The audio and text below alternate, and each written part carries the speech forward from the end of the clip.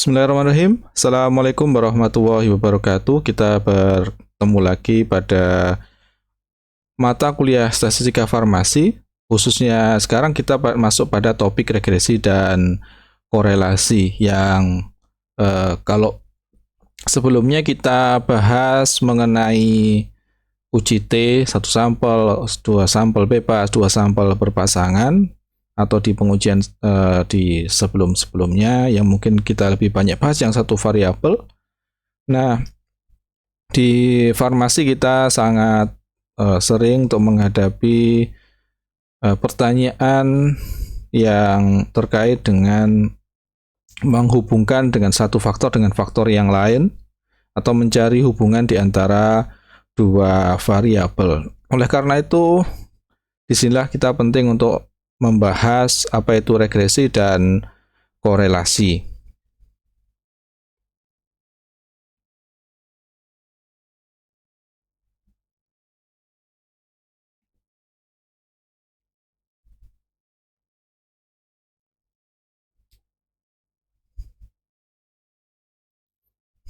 Nah, apa itu regresi dan korelasi? Pada dasarnya, jadi kita bahas yang dinamakan dengan regresi dan korelasi.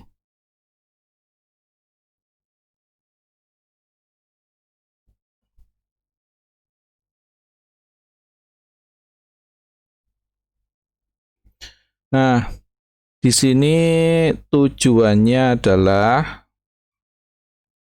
yaitu untuk menjelaskan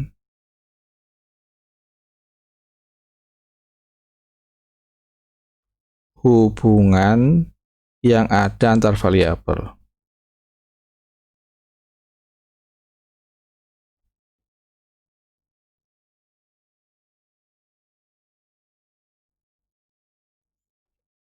Nah, antar variabel di sini umumnya adalah yang dimaksud adalah yang ada dua variabel. Nah, dua variabel ini sifatnya ada dua macam. Jadi ada yang nanti akan menjelaskan apa perbedaan antara regresi dan korelasi. Nah, apa perbedaannya? Perbedaan regresi dan korelasi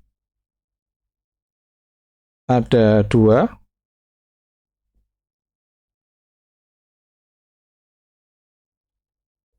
Yang pertama adalah kalau regresi, dalam hal ini adalah regresi sederhana ya. Kita pernah bahas regresi sederhana untuk kali ini, di mana ada dua variabel saja. Ini ada dua variabel. Nah, ada dua variabel ini, di mana ada satu itu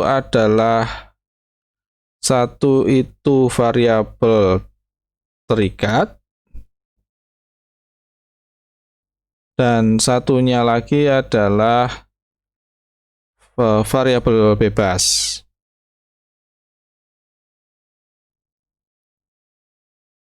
Nah, variabel bebas ini biasanya disebut dengan variabel independen atau terikat atau dependent.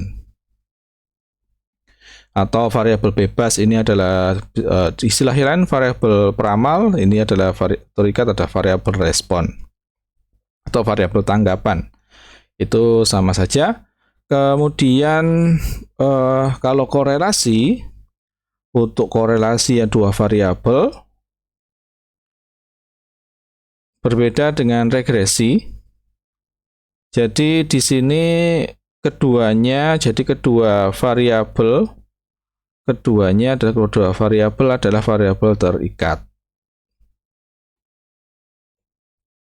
Nah, di regresi jadi harus dipastikan dulu bahwa ada hubungan antara biasanya paling disebut dengan hubungan sebab akibat gitu ya. Jadi ada variabel bebas adalah variabel sebab, variabel terikat adalah variabel akibat atau dampak. Jadi ada hubungan langsung antara variabel bebas dengan variabel tingkat. Jika tidak ada hubungan, maka dimungkinkan bahwa kedua variabel tersebut adalah sama-sama adalah variabel terikat. Sebagai contoh di farmasi umumnya ya, misalkan hubungan antara konsentrasi obat dalam larutan dengan respon analitiknya. Jadi ada hubungan konsentrasi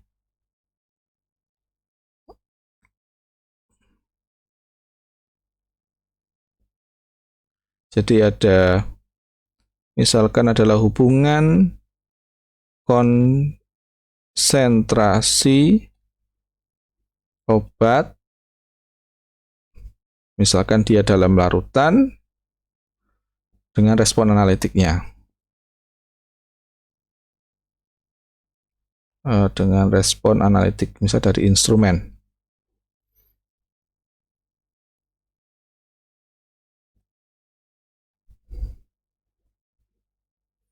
Respon analitik misalkan bisa jadi dia misalkan serapan UV, autoabsorbansi, spektro, atau misalkan luas puncak atau peak pada HPLC misalkan. Nah, di sini ada hubungan regresi.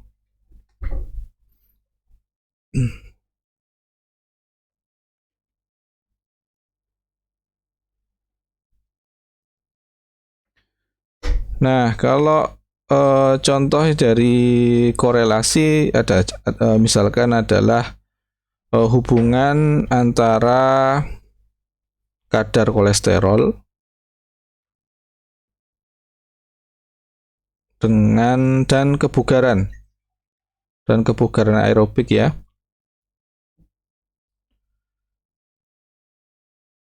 Nah, ini adalah contoh korelasi bahwa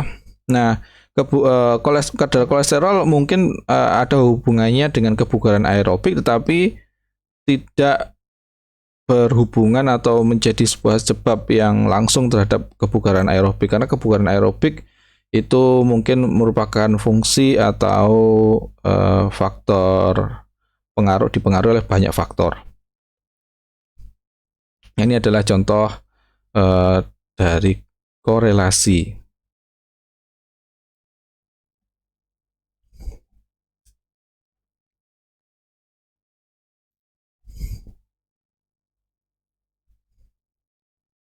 Nah, kemudian kita langsung masuk di regresi linear. Lebih lanjut ke regresi linear ya. Di regresi linear nanti pembahasan korelasi di belakang. Nah, kita paham bahwa hubungan antara dua variabel itu bisa bermacam-macam ya, seperti tidak hanya linear saja. Jadi hubungan antara dua variabel bisa bermacam-macam.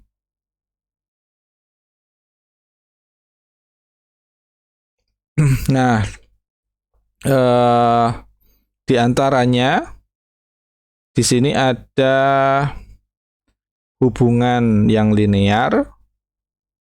Ini adalah hubungan yang paling sederhana. Ini yang paling sederhana.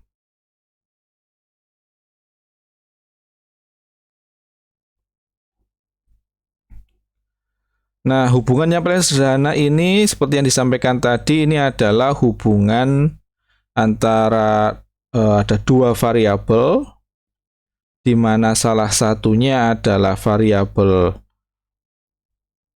bebas dan ada variabel terikat.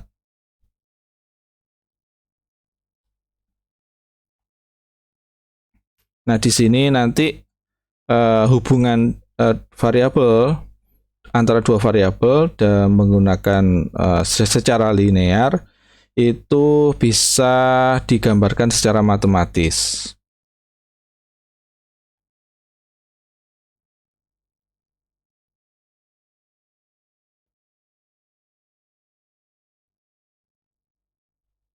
Saya kira udah sering menemui rumus matematikanya ya. Nah, dengan demikian karena bisa digambarkan secara matematis, seperti yang kita ketahui, kita akhirnya dapat memprediksi besaran respon atau variabel terikat akibat perubahan variabel bebasnya atau variabel penyebabnya. Jadi kita dapat memprediksi. Jadi kita dapat prediksi besaran respon dari variabel terikat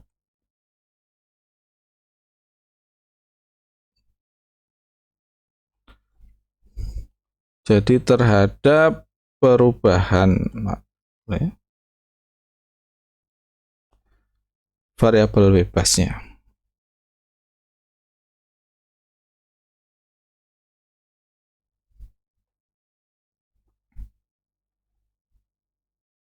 Nah, kira-kira gambar terapannya seperti apa? Jadi kita di gambaran terapan analisis regresi linear.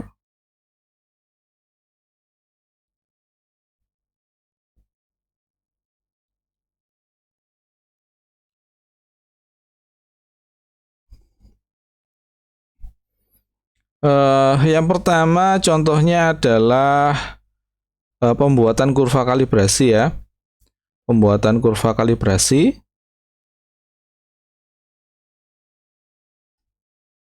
Jadi di sini biasanya ada penentuan konsentrasi obat dalam sampel setelah pengukuran respon analitik. Jadi ada penentuan konsentrasi ya. Di sini ada penentuan konsentrasi obat dalam sampel. Di sini setelah pengukuran respon analitiknya.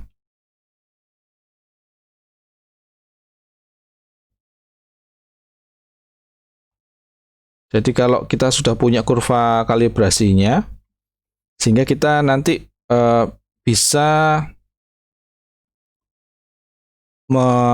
menentukan berapakah konsentrasi obat jika sampel yang kita ujikan itu memiliki besaran respon analitik tertentu, misalkan dengan absorbansi sekian, kemudian dimasukkan ke dalam rumus sehingga kita bisa mendapatkan X atau konsentrasi obatnya.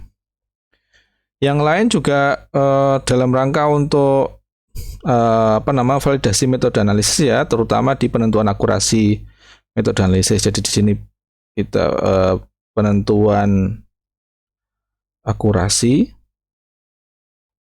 metode analisis, suatu metode analisis.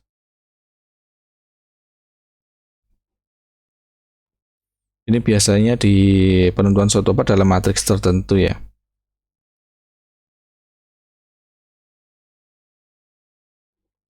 Nah, kemudian juga menentukan hubungan linear antara dua sifat fisika kimia.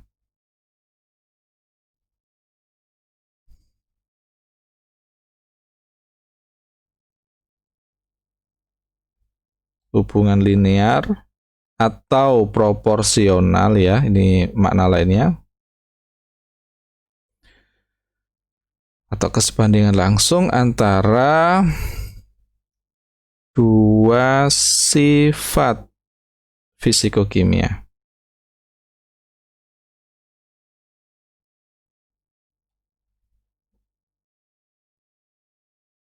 Misalkan kalau diterapkan di farmasi fisik, misalkan adalah penentuan sifat cairan untuk penentuan dia Newton atau tidak.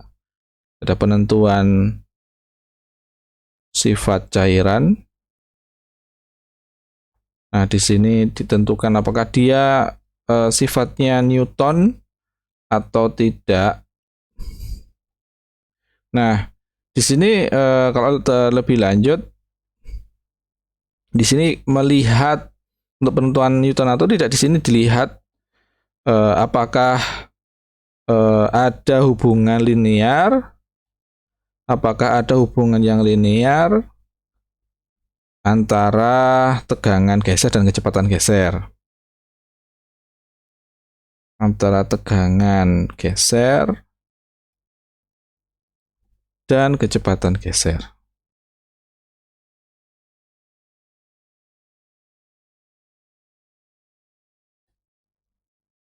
Jadi seperti itu.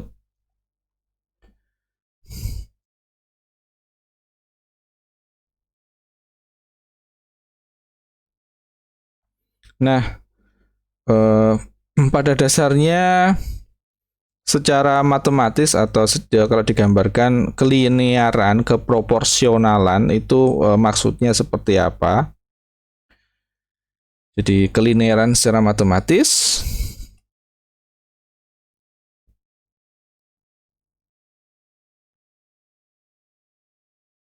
itu nanti gambarannya seperti apa?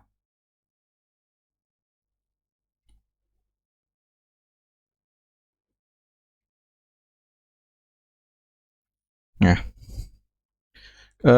perlu kita pahami, kita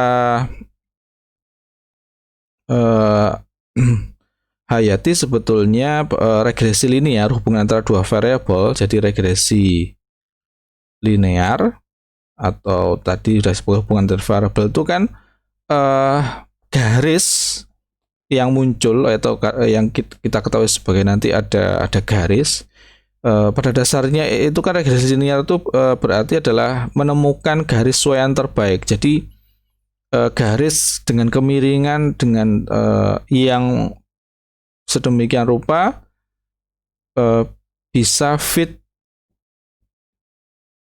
memperkirakan pola atau pattern dari data. Jadi pada dasarnya dia adalah menemukan garis suaian terbaik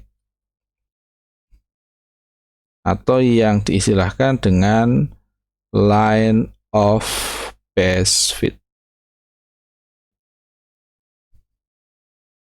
Nah, jadi kalau gambarannya secara sekilas,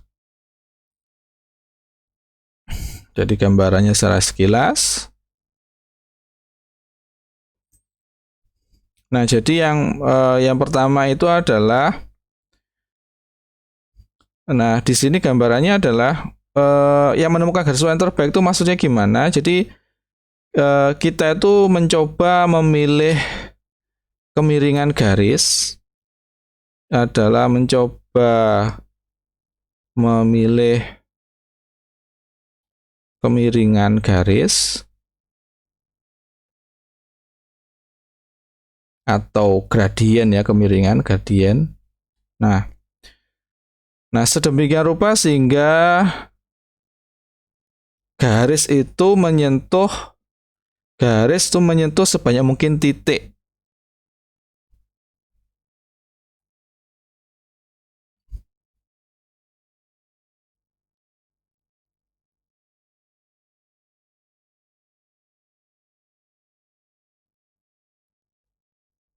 Kalau titiknya di masing-masing hubungan antara X dan Y itu cuma satu saja, tidak ada replikasi, itu kan sangat mudah. Jadi kita bisa menghubungkan dari satu garis ke titik yang lain. Tetapi kalau nanti mungkin ada replikasi, ada banyak titik, maka diupayakan sedemikian rupa garisnya itu bisa menyentuh sebanyak mungkin titik.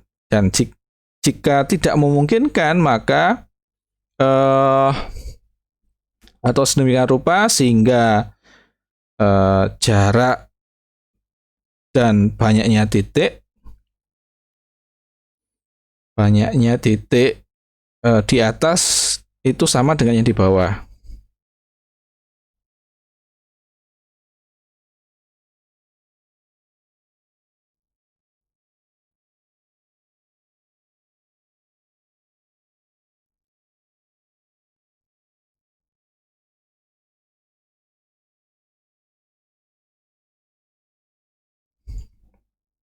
Jadi kalau kita punya grafik ini ya, X sama Y.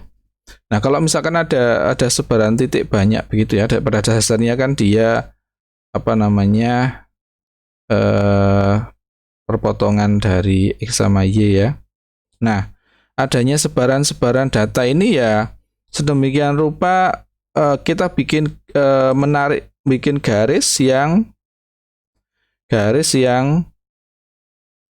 paling fit. Jadi kalau memungkinkan menyentuh sebanyak mungkin titik, kalau tidak mungkin maka jarak dan banyaknya titik di atas sama dengan yang di bawah garis tersebut. Tentunya pastinya akan ada perhitungan matematis yang untuk mencari yang tepat.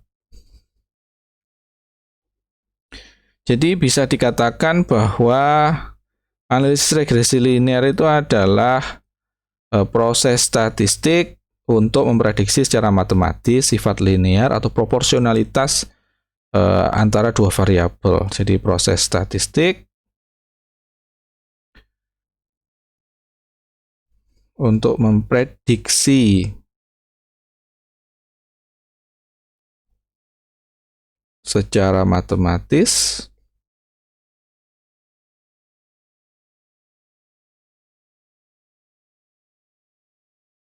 sifat linear dari hubungan antara dua variabel. Dalam hal ini variabel terikat dan variabel bebas ya. Nah, persamaannya bagaimana? Ini sebelumnya sudah jamak buat kita. Jadi persamaan matematis linear garis lurus ya.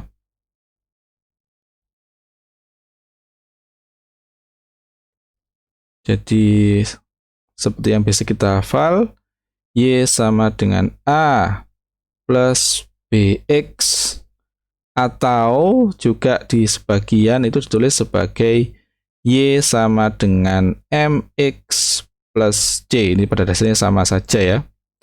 Jadi ini mirip-mirip saja dengan ini. Tuh. Nah, di mana di sini adalah Y itu adalah variabel terikat ya, atau respon. Kemudian X-nya adalah variabel bebas atau variabel sebab. Kemudian A di sini adalah perpotongan garisnya. Ini perpotongan garis pada ini adalah nilai Y jika X-nya 0. Nah, ingat bahwa boleh jadi misalkan grafiknya itu tidak berangkat dari 0, tetapi boleh jadi di sini adalah dari sini. Nah, ini adalah A, jadi ini kan 0 sampai sekiannya adalah sumbu X, ini sumbu Y. Jadi berapakah nilai A atau A itu adalah atau nilai Y jika X sama dengan 0 di sini. Jadi A-nya di sini. Nah, adapun B atau M, B itu adalah gradien atau kemiringan.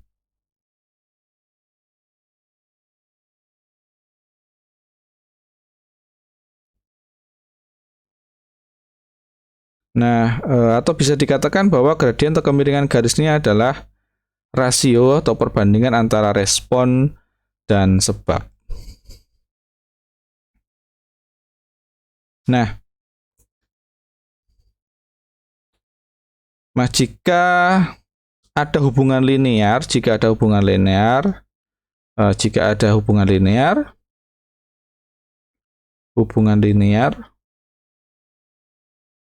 ya antara dua variabel, maka persamaan ini bisa digunakan untuk menentukan hubungan yang pasti antara kedua variabel tersebut.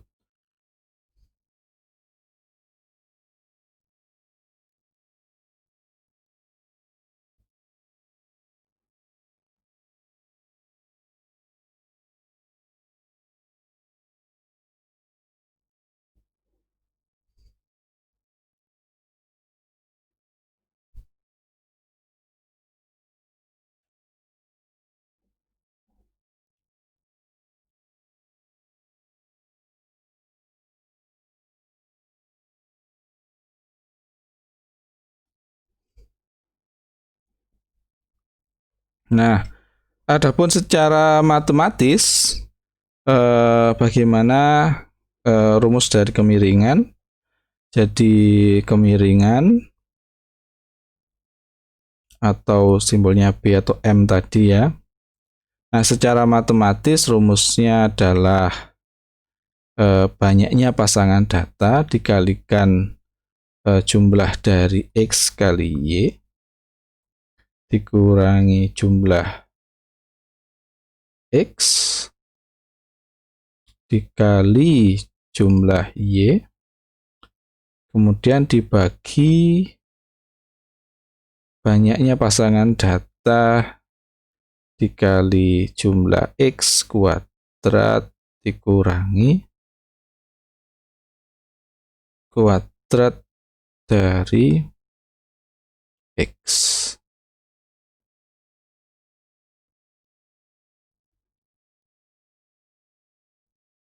Jadi di sini tadi saya ulangi. Nah, N itu adalah banyaknya pasangan data.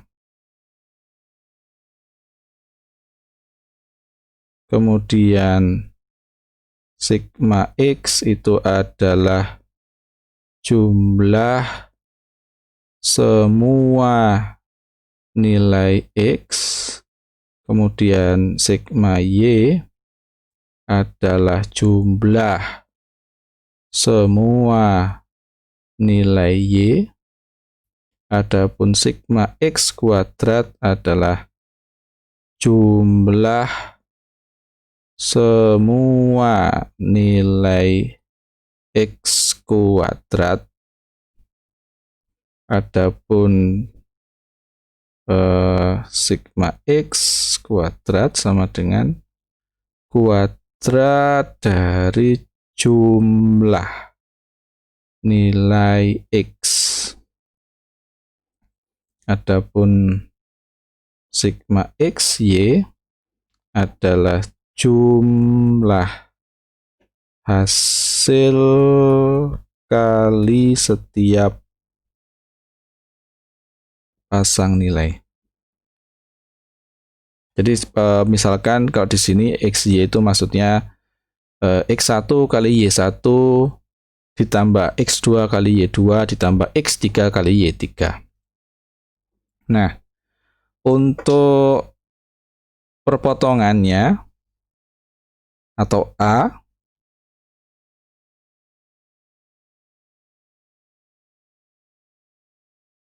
itu di sini ada Y. Tadi kan Y ada Y sama dengan A plus BX, atau kalau dibalik maka A sama dengan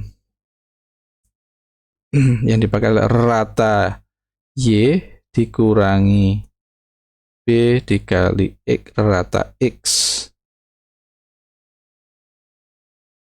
Nah, jika rata Y kemudian kemiringan dan rata X-nya dimasukkan, maka kita bisa langsung tahu nilai dari A. Nah, sebagaimana nanti di pengujian statistik, maka asumsi pada analisis regresi linear itu harus ada yang dipenuhi, ada asumsi-asumsi yang harus dipenuhi. Apa saja? Jadi ada asumsi pada analisis regresi linear,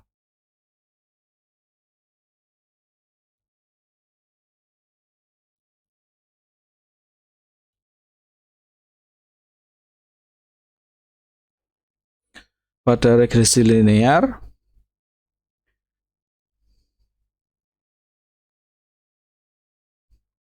Nah, kenapa kita melakukan asumsi? Ingat bahwa di analisis regresi itu sebenarnya tidak hanya sekadar penetapan kemiringan dan perpotongan garis yang terbaiknya, tapi untuk bisa digunakan maka harus ada uji hipotesis dan mungkin kalau yang membutuhkan harus ditentukan interval kepercayaannya untuk parameter regresinya.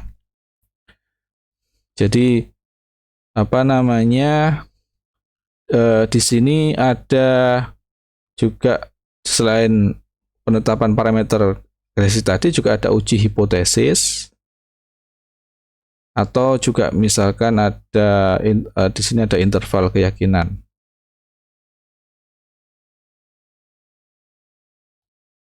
Nah, asumsi-asumsinya sama. Jadi untuk setiap nilai x, jadi untuk setiap nilai x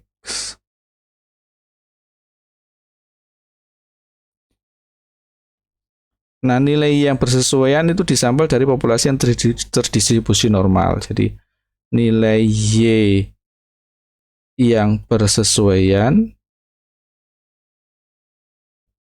itu telah disampel, telah diambil dari populasi yang terdistribusi normal.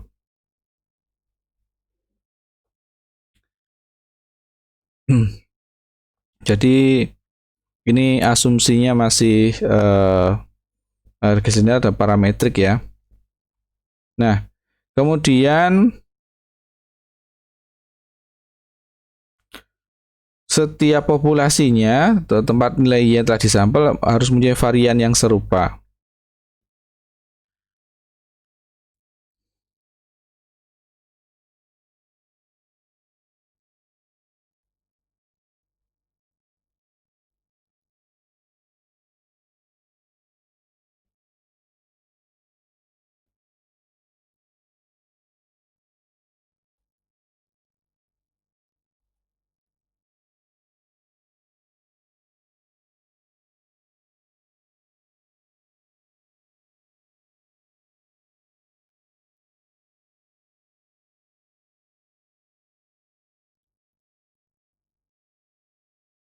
Jadi variannya homogen ya. Kemudian eh, nilai y-nya itu disampel secara acak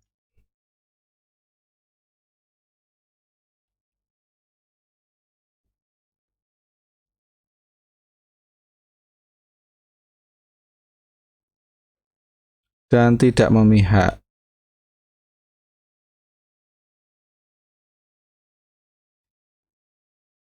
Kemudian juga yang keempat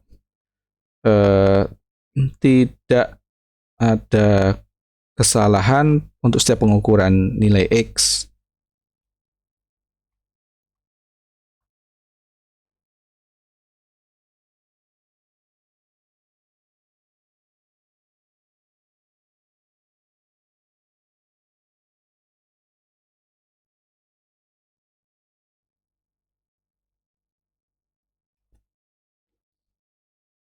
Dan yang kelima bahwa harus dipastikan ada hubungan yang linear.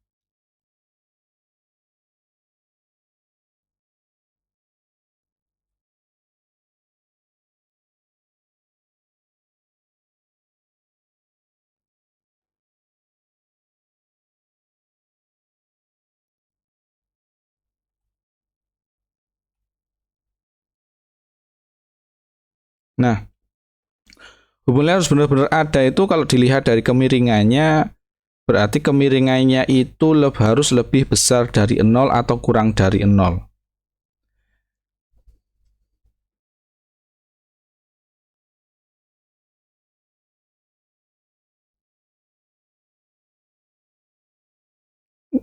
Kemudian, nah bagaimanakah proses atau metode statistik penilaian hubungan antara dua variabel tadi? Ada proses statistikanya bagaimana? Karena nanti kan ada uji hipotesis juga ya. Jadi metode statistik penilaian hubungan dua variabel.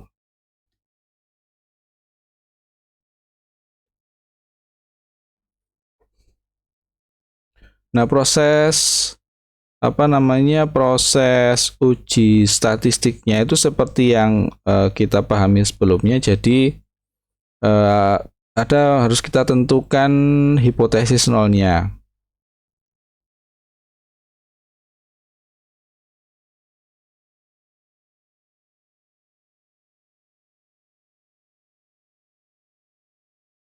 Atau H0-nya. Nah, H0-nya apa? Jadi dinyatakan bahwa kemiringan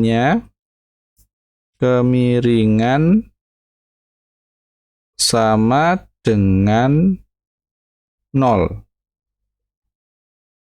Adapun hipotesis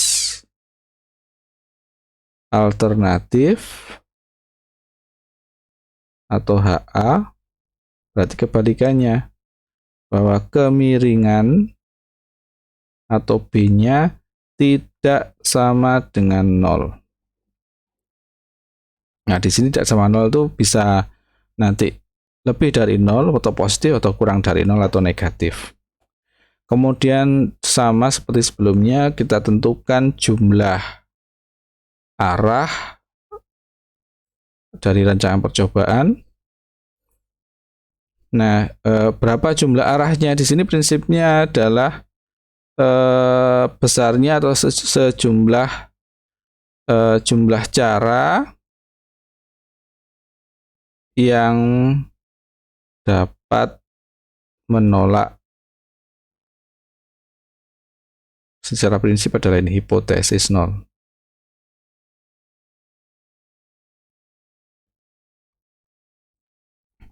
Nah, di dalam proses uji statistik nanti di sini ada juga diperlukan uji validitas.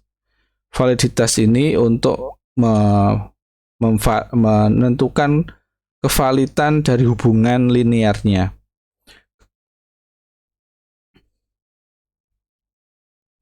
Nah, untuk uji validitas. Nah, ada uji validitas untuk menentukan hubungan antara dua variabel. Jadi dari proses uji statistik tadi jumlah arah, nanti juga kemudian harus dilanjutkan ini dalam rangka untuk proses uji statistiknya untuk dalam rangka proses untuk menilai validitasnya ya.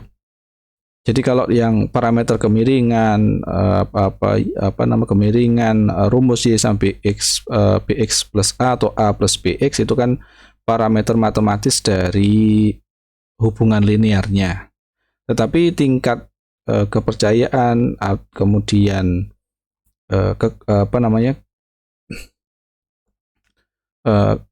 tingkat keyakinan secara statistik itu memerlukan proses ini. Nah, intinya adalah nanti untuk menentukan validitasnya. Nah, uji statistik untuk validitas ini ada dua macam. Jadi validitasnya dengan menggunakan analisis varian atau ANOVA. Ini mungkin materinya di pertemuan setelah UTS sepertinya ya. Kemudian uji T. Nah, di uji T ini tentunya dua sampel bebas. Nah, jadi nanti kalau di ANOVA nanti ada sebagaimana UJT. Jadi kalau di UJT itu kan kita akan melihat ada T kritis, T hitungnya sama. Di sini juga kalau yang di ANOVA ada F hitung, ada F kritis. Nah, apa perbedaannya nanti? Umumnya kalau rancangan percobaannya itu di sini berarah dua, itu bisa menggunakan berarah dua, dan ANOVA memang rancangan percobaannya berarah dua untuk menggunakan ANOVA. Adapun untuk UJT ini memungkinkan jika rancangan percobaannya itu berarah satu.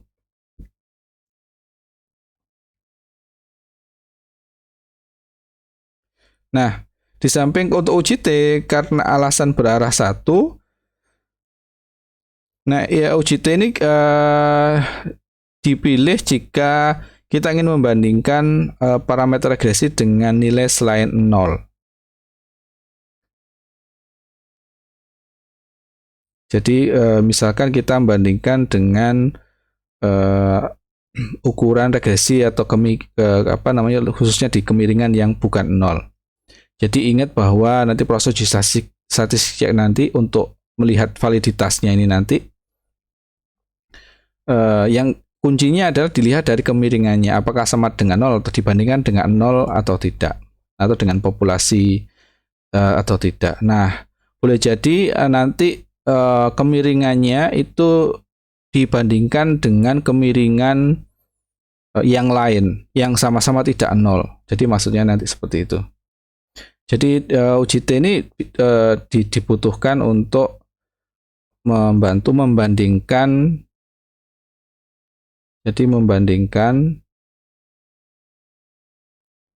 parameter regresi dalam misalnya kemiringan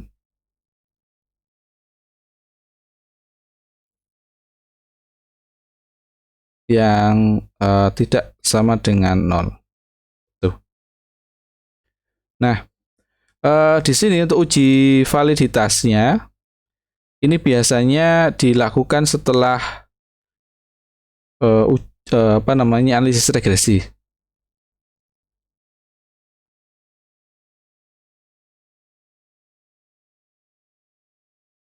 Nah, kalau analisis regresi kan kita kemudian tahu bagaimana persamaannya Y sama dengan A plus BX-nya. Dari parameter itu kita tahu. Kemudian untuk menjamin atau menentukan validitas dari hubungan linearnya, maka dilakukan adalah uji validitas ini.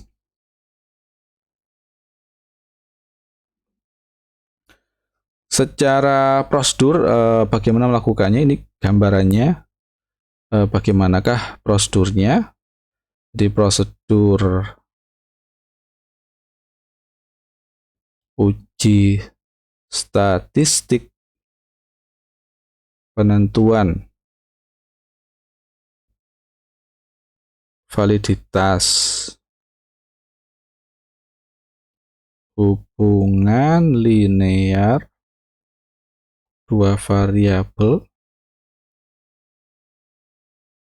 dengan ANOVA. Ini dengan ANOVA dulu.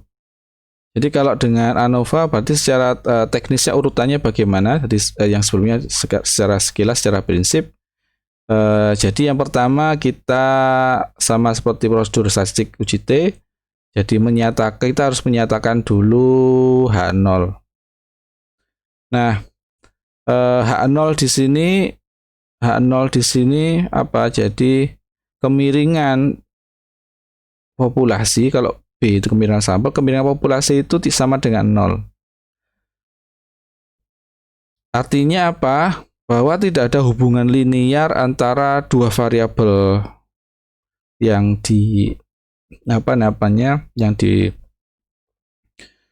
diuji. Sebaliknya maka kita kemudian harus menyatakan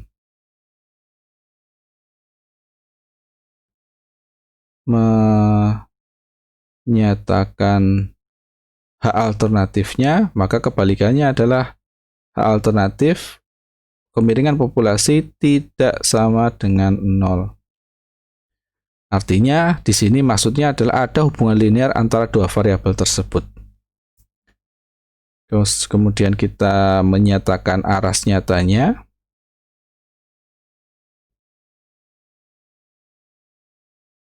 Nah, biasanya digunakan adalah 0,05.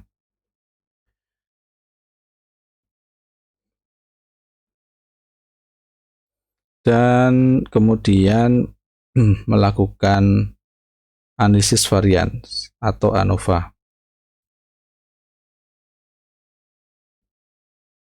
Nah, kalau secara matematis nanti tahapan dari melakukan ANOVA ada menghitung jumlah kuadrat total, kuadrat regresi, kuadrat residual, kemudian membuat tabel ringkasan, dan selanjutnya adalah menentukan statistik F kritisnya.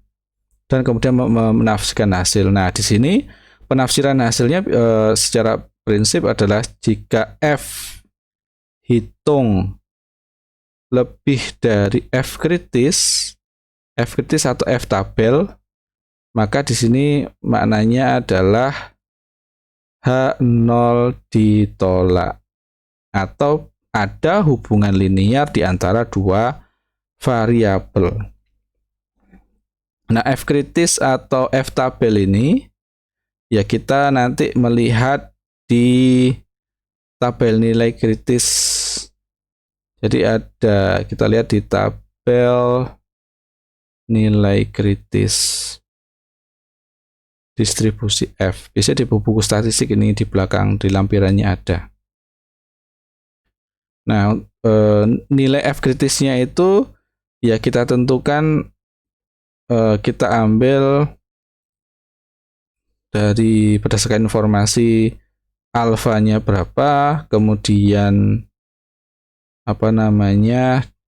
derajat kebebasannya berapa. Nanti kita dapatkan F tabelnya. Nah, bagaimana dengan uji T? Kalau yang uji T, prosedur uji T-nya, uji statistik,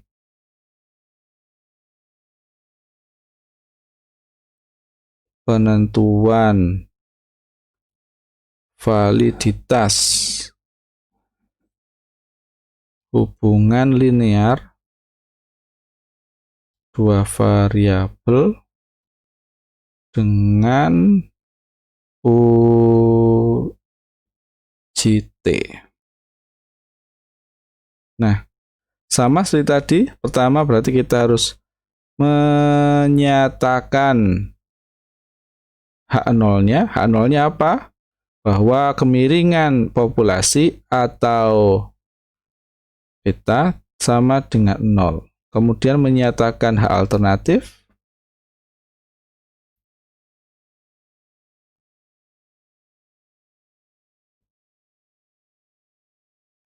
H alternatifnya apa?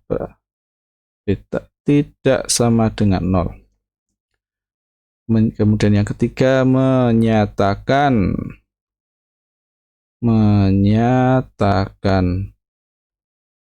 aras nyata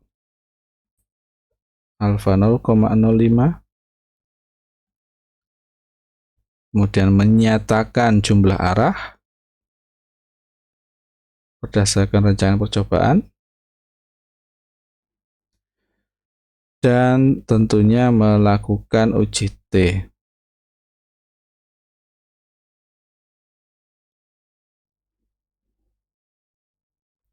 Jadi nanti itu kan kita melihat daerah mana yang H0 diterima, H0 atau H0 ditolak. Nah, jadi nanti ada seperti di uji T, jadi kita lihat statistik T-nya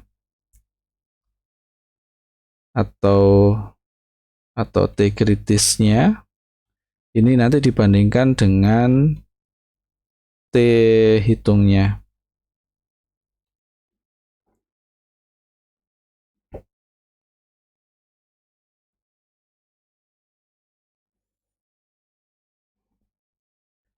Nah, kalau kita tahu parameter atau rumus matematis di mana kita bisa memprediksikan variasi nilai x, hubungannya nanti terhadap nilainya bagaimana, kemudian kita sudah pastikan bahwa valid ada hubungan linear antara dua variabel, tetapi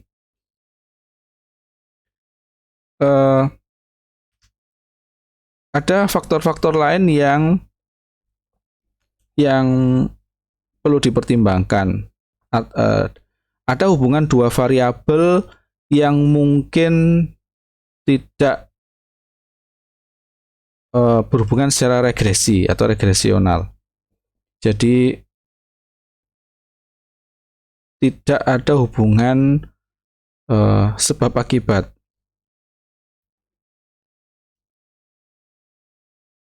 Nah, disinilah kemudian ada yang namanya analisis korelasi.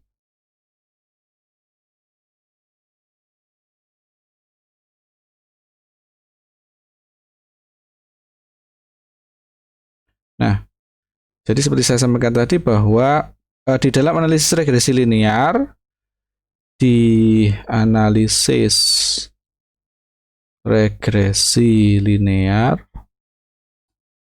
itu diasumsikan bahwa dua variabel itu ada variabel bebas dan terikat.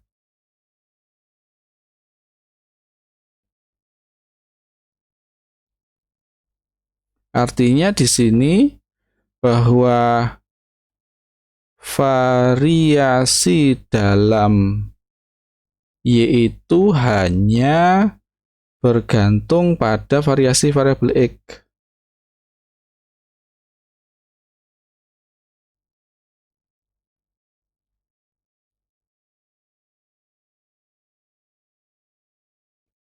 Nah, di sini tadi ada problem bahwa boleh jadi ada faktor-faktor lain yang dapat berpengaruh pada nilai variabel Y. Jadi sebetulnya Y itu tidak semata-mata karena variabel X, mungkin ada variabel yang lain. Nah, di sini jadi artinya ada problem. Ya, di sini akan menjadi latar belakang kenapa ada korelasi. Adanya bahwa faktor lain itu bisa berperan atau dapat berpengaruh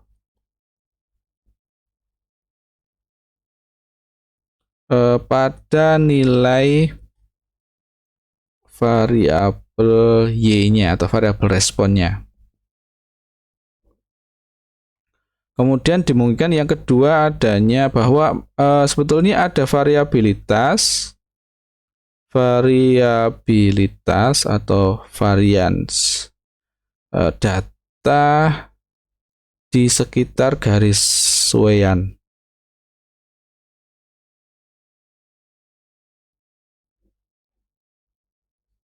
Nah,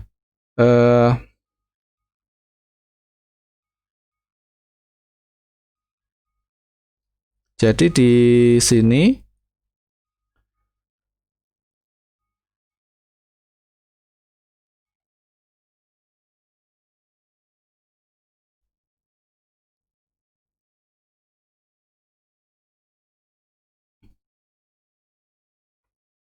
jadi ada kemungkinan akurasi atau dari prediksinya rendah. Nah, di sini perlu diketahui bahwa prediksi itu akan akurat jika variasi atau variasinya itu rendah. Tadi nggak banyak variasi. Nah, kalau nah tapi sehingga problemnya di sini bahwa di regresi sendiri itu belum ada atau tidak ada ukuran keterandalannya. Nah, kalau di sini tidak memberikan ukuran keterandalan. Jadi maksudnya sekalipun variasi rendah, prediksinya akurat, tapi ini tidak memberikan ukuran keterandalan atau kekuatan hubungan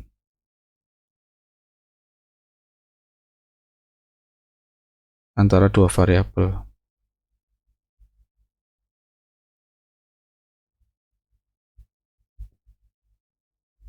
Atau dengan kata lain, tidak bisa menunjukkan derajat asosiasinya. Nah, untuk uji korelasi ini, untuk uji korelasi dua variabel atau itu ada dua macam ya. Ada yang menggunakan metode parametrik, ada yang non parametrik. Nah, untuk yang parametrik itu menggunakan korelasi momen hasil kali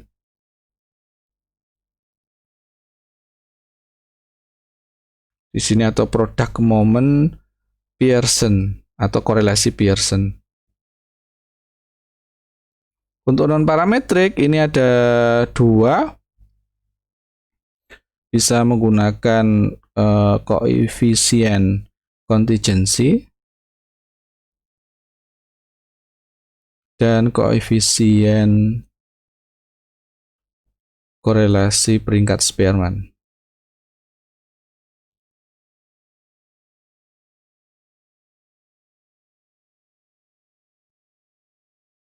Nah, di kita kali ini yang kita fokusnya ke yang parametrik atau di korelasi Pearson.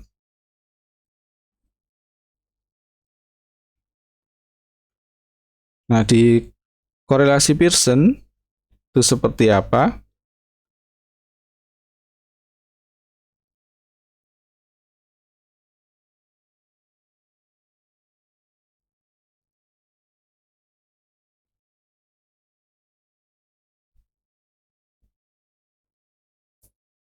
Jadi seperti yang disampaikan tadi, di sini asumsinya adalah parametrik.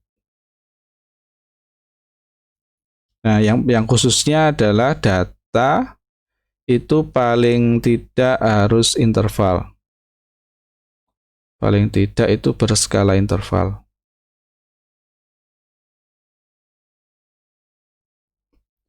Nah, kemudian di korelasi momen hasil kali Pearson, ukuran korelasinya atau kuantitasi korelasinya itu dinyatakan dengan koefisien korelasi.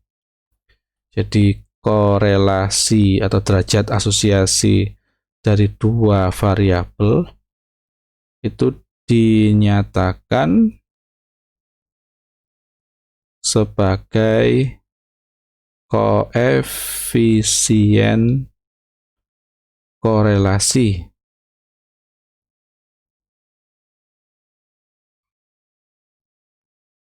Nah, koefisien korelasi kalau secara matematis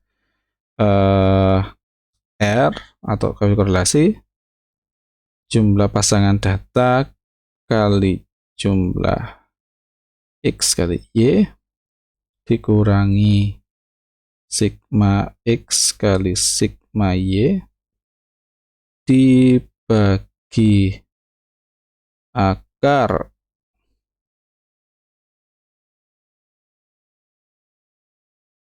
NK sigma X kuadrat kurangi kuadrat dari sigma X, kemudian dikali jumlah Y kuadrat dikurangi kuadrat jumlah Y.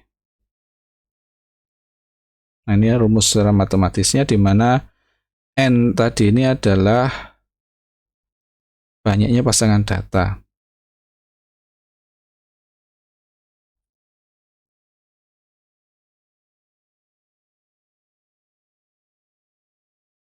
Nah, korelasi koefisien korelasinya itu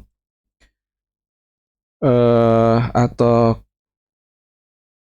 ada koefisien korelasi itu berkisar -1 sampai dengan +1 ya.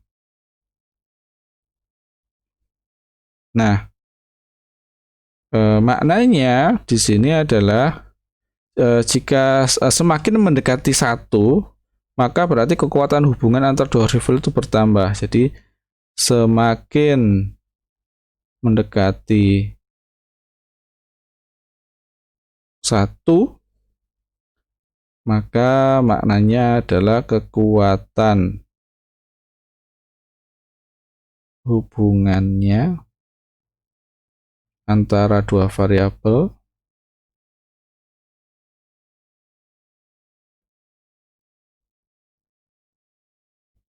itu bertambah.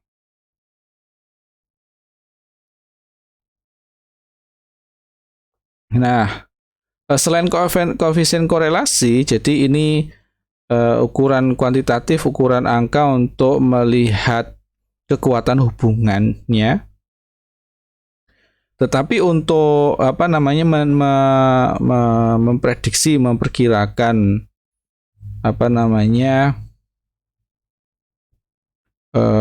variasi kontribusi antar variasi Y terhadap X itu lebih tepat digunakan koefisien determinasi. Jadi ada metode,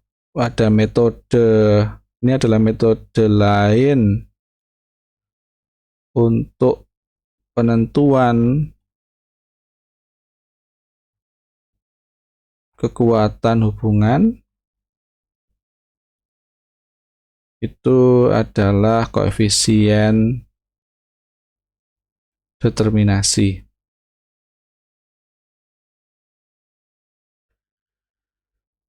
Nah, koefisien determinasi itu bagaimana? Jadi koefisien determinasi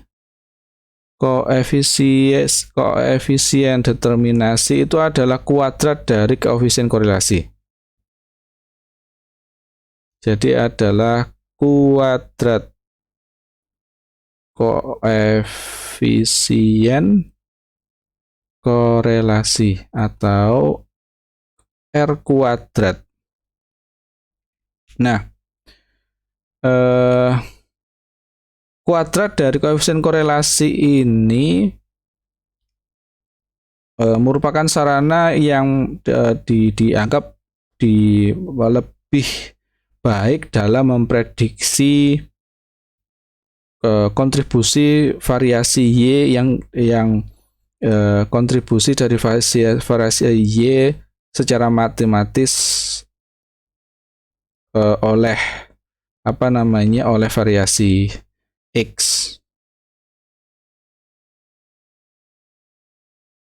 Nah, misalkan di sini R kuadratnya sama dengan 0,72. Ini apa maksudnya? Bahwa di sini variasi X itu menyebabkan 72% variasi atau berkontribusi pada 72% dari variasi total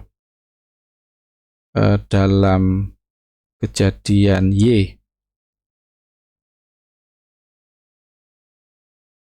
Nah, 72% berarti sisanya adapun 28%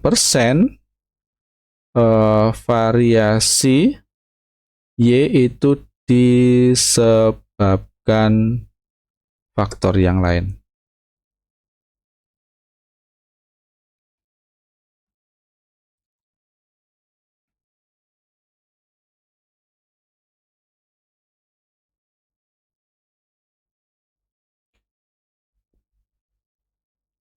Sementara ini dulu yang bisa saya jelaskan.